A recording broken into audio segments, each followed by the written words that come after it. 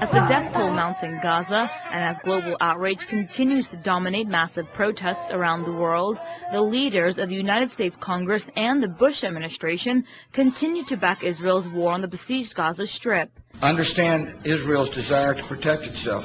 But one voice on Capitol Hill has broken from the status quo. Republican Congressman Ron Paul recently called the onslaught in Gaza an atrocious massacre. It's our money and our weapons, but I think we encouraged it. Certainly the president has said nothing to diminish it. Matter of fact, he justifies it on moral grounds that, oh, they have a right to this, without ever mentioning the tragedy of Gaza. You know, the real problems that are there. To me, I look at it like a concentration camp, and people are making homemade bombs, and like they're the aggressors. Dr. Paul noted despite silence from the Obama camp, the U.S. is heavily involved in the ongoing assault on the 1.5 million Palestinians trapped in Gaza. I think if we weren't in the Middle East, it'd be a much greater motivation for Israel to deal with all the people, and maybe the Arab League. Maybe they would be talking to the Arab League every single day on how to work out problems. But they don't do that. They don't have the motivation because they know we'll back them up.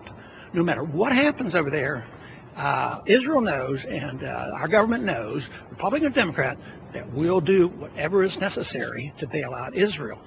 Congressman Paul also said the best solution for the United States would be to end its special relationship with Israel because so far Israel's influence in U.S. foreign policy has only pushed the United States further in debt and increased anti-American sentiments around the world. Of course, I want a ceasefire before they start. I want to change the policy which would prevent these problems. Of course, a ceasefire. They both ought to quit.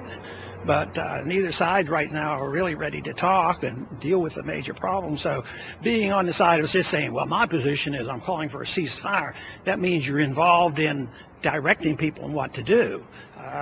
You know, if Israel has a problem they have to deal with, I don't think it should be any of our business. It's just that it's our business, and we will be blamed because we support Israel blindly so. And we give them the money and we give them the weapons. That should be the contention that we approach here, and Congress should know about and the American people should know about.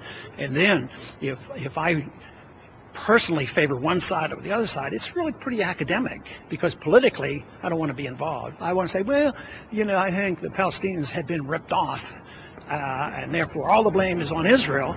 I've sort of stepped in a little bit more than I want to. I can have a personal opinion, but politically, my position is that America would be much better off if we just minded our own business. And, of course, I always tie this into the financial calamity that our foreign policy creates. We're spending way too much money, and that helped bring about this economic crisis.